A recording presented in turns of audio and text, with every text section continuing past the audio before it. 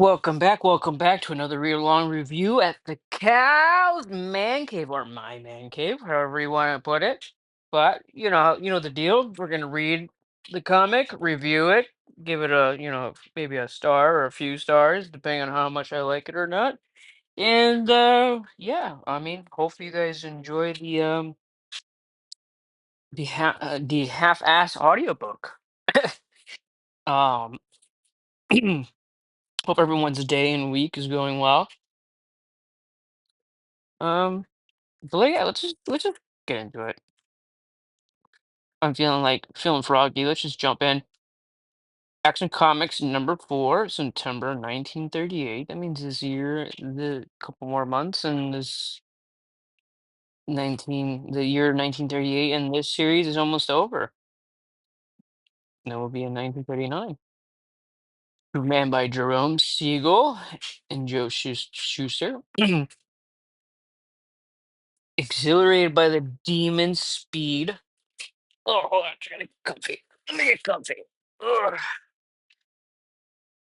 Exhilarated by the demon's speed, a drunken, irresponsible driver races faster still. Abruptly, a shrill shriek, a sharp impact. He has struck a pedestrian. Frightened by beyond reasoning, the motorist presses his car to greater speed and flees in terror from the scene of this crime. What an asshole! All I gotta say.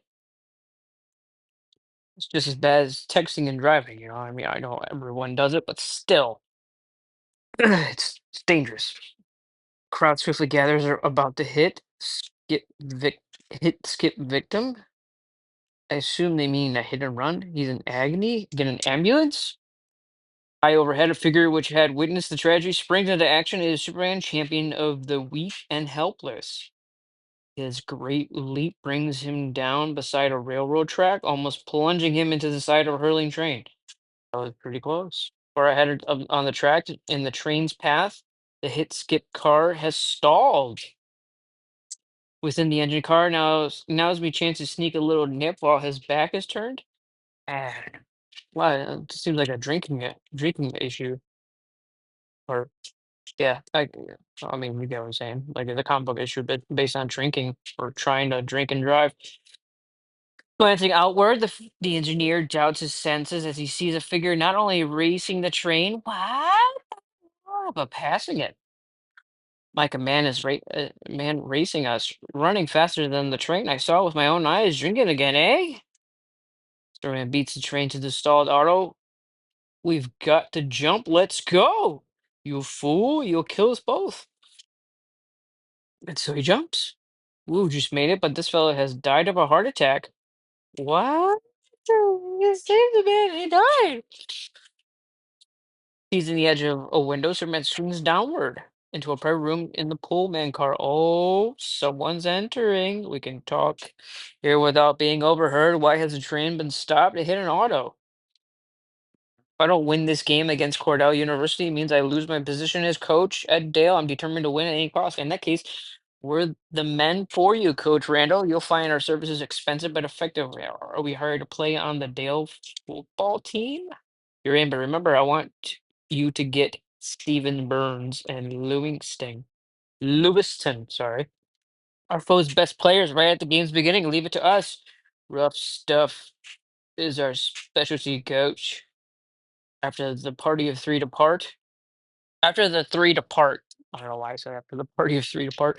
A coach hiring professional thugs to play football. It sounds like just like the sort of setup I like to tear down. Do. The next day, Clark Kent newspaper reporter examines photo clippings of Cordell's football material. There's a youth named Tommy Berg whose general build I resemble Tommy It'll be. Within the privacy of his apartment, Clark dons some makeup, grease, up paint. Splendid. I know his own mother wouldn't know us apart. So he's playing dress up. That evening, Tommy Burke receives an ultimatum from his girl, Mary. You mean you don't want to go to the movies with me now or ever? I'm ashamed of you, Tommy. You told me you'd be a football hero, but in the 6 or 7 years you've been a substitute, you've never gone into even one game. I suppose you'd be looking for a new boyfriend now. Wrong. I've already got one. Wallace Dodd, the tennis champion, he's a real athlete. Tennis champion. Wow. Wow. Wow. Later, as Bert despondently walks homeward, he is totally unaware that he's being trailed. I'll show her, I'll make the team, I'll be famous, and then I won't even look at her. Don't move. What is this? A holdup? Good Lord, you're me. You're mistaken. You're not looking at Tommy Burke, substitute, but a Tommy Burke, the greatest football player of all time. Burke lurches forward to attack. Instantly, he feels the sting of a hypodermic needle. He loses consciousness. Burke, Burke regains consciousness to discover himself a prisoner in his own apartment. What have you done to me? I can't move. You needn't worry. You're just rendered passive by a drug. But what's the big idea? Merely this, I'm going to take your place in life for a few days, so long for now. Disguised as Burke, Superman reports to the locker room of Cornell University preparatory to football practice. Well, here goes. I wonder if I'll get away with it. Hello, boys. Well, if it ain't Tommy Burke, champion bench warmer of the century. Get in your uniform, Burke. We want to see what a real football player looks like. I don't know which locker Bert keeps his stuff in. I'll just choose one and round. This one will do. Say what blazes you doing in my locker? Sorry, my mistake. I'll give you something to be really sorry about. Don't stand there grinning. Put up your hands and fight. But it's more fun to simply watch. Guy, can Bert take it? Martin is giving him everything he has, but it doesn't seem to bother Bert much. The man is unaffected by Ray Martin's frenzy blows. He decides to end the one-sided battle. He taps Martin lightly. Go away, you bother me. Martin flies headlong across the locker room. He's out! Cold! Cordell's coach, Oliver Stanley, rushes into the locker room. Why all the noise? What's going on in here? Martin's unconscious. Who did this? I'm afraid I did, sir. So you turned troublemaker. Ah, Burke. Yeah, Burke. We'll take off that uniform and clear out of here. You're through here. Beat it. The football players charge onto the field and commence practice. Gosh, coach, things don't seem the same without Burke on the bench. I don't know what's gone into him. He's always was meek as a lamb, but today it's in the locker room. Fine progress, I must say. First I get in a fight, then get kicked off the bench. What a dirty trick to pull on Burke. Orders or no orders, I'm going on the field and show Coach Stanley a thing or two. Look, there's Burke. He's come on to the field. Wait till Coach sees him. Downward throws a football toward an open space in the field. Abruptly, a figure dashes out and snags it. Burke, I thought I told that grab that man, give him the bum's rush, throw him out of the field on his ear. Starting from the goalpost, Superman leisurely trots forward as every player in the field converges onto him. Come on, and the more the merrier. This is going to be good. The sap is running for a goal with everyone on the field trying to stop him. There goes Martin. This is for poking into my locker, and this is for me busting on the jaw. He got Martin, just an accident. He'll have to be not correct to get past him. Superman leaps to the shoulder of one of the three oncoming players and springs over the other two. Are you? There's your acrobat. He's halfway down the field. I believe he's going to make it.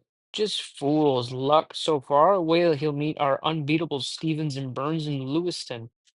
Their entire remaining team piles on Superman. They've got him. But the coach is fooled, for Superman continues to dash down the field, the entire team hanging on to him. Just before Superman reaches the goalpost, he shakes off off the players and crosses the line, and that is that. So we went from a drunk intro to heart attack to it seems like a football issue. So we went from drinking and driving to football. So I changed subject pretty fast. So I was wrong about it being a drink and drive issue. Touchdown. Burke, have you been holding out on me? What's come over, Burke? Boy, what a run.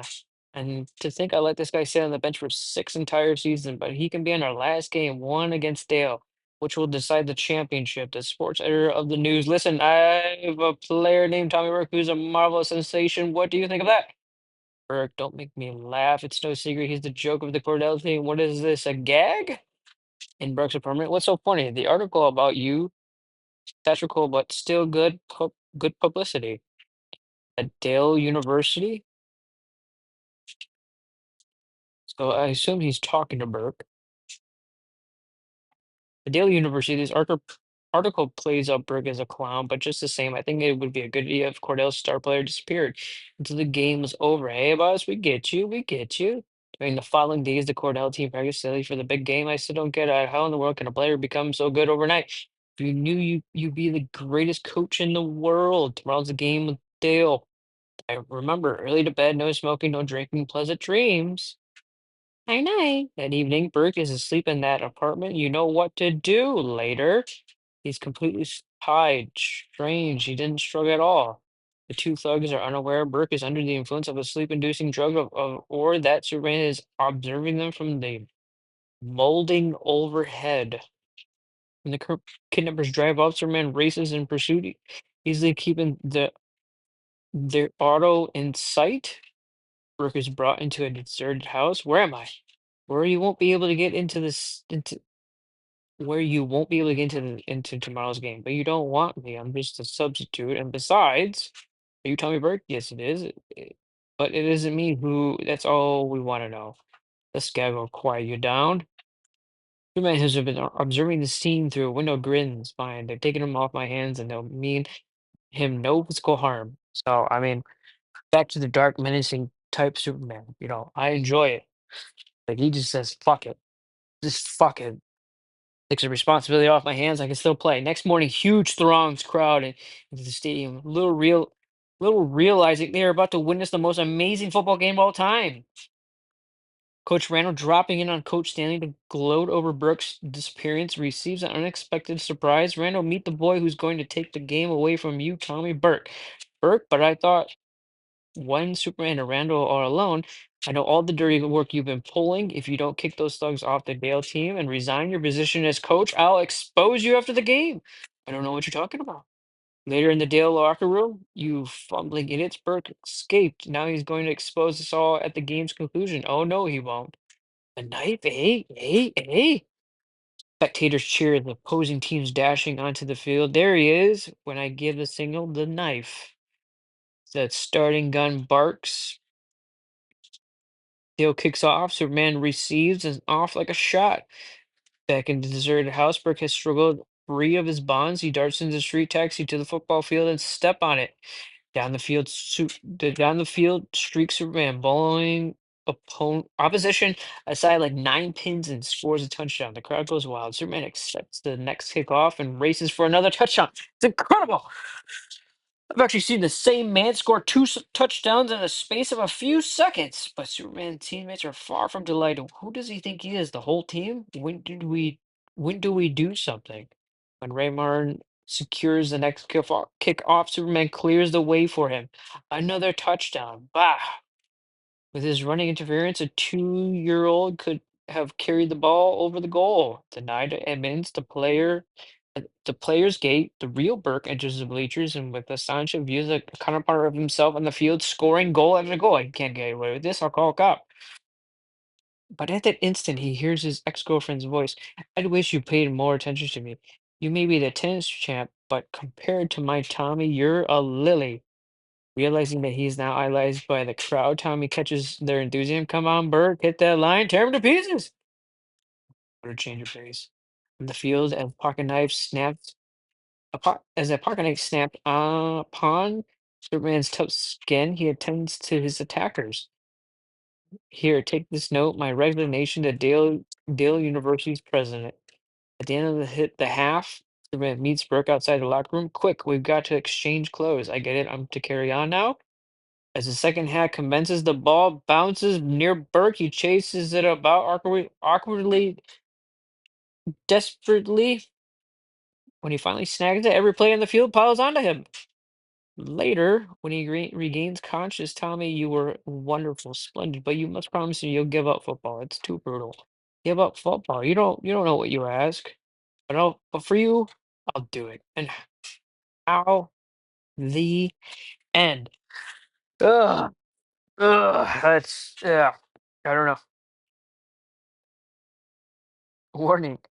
When exercising, it is always well to remember that overstrain is dangerous, but be moderate in your exertions. Wow. Acquiring super strength, really? That's what we come up with? I don't know.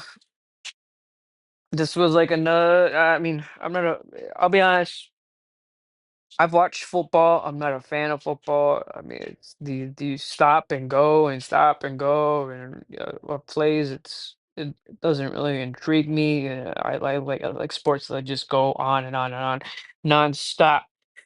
Action. You know what I mean? That's just me. That's just me. But kudos to the people who do like football.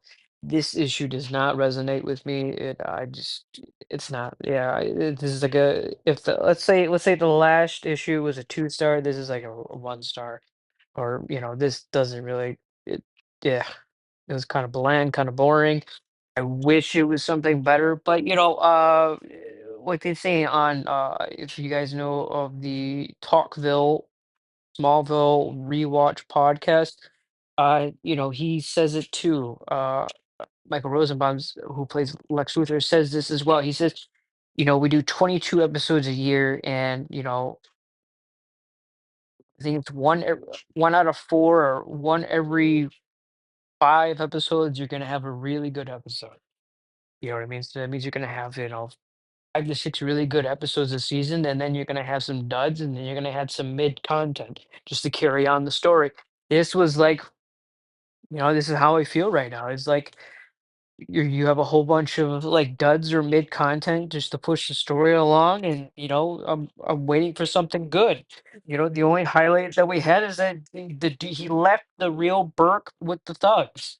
Then he was tied up there. I mean, that was the only thing that was exciting is like the seeing that dark persona or somewhat dark persona in Superman to be doing these capable of doing these types of things. And that was the only thing that I really enjoyed about it. I mean, for those of you that like football, hopefully you guys like this issue, but it just wasn't there for me. I mean, like you like this, like like first off, Superman literally kidnaps. You know what I mean? A normal Superman nowadays doesn't do that. That doesn't fly nowadays.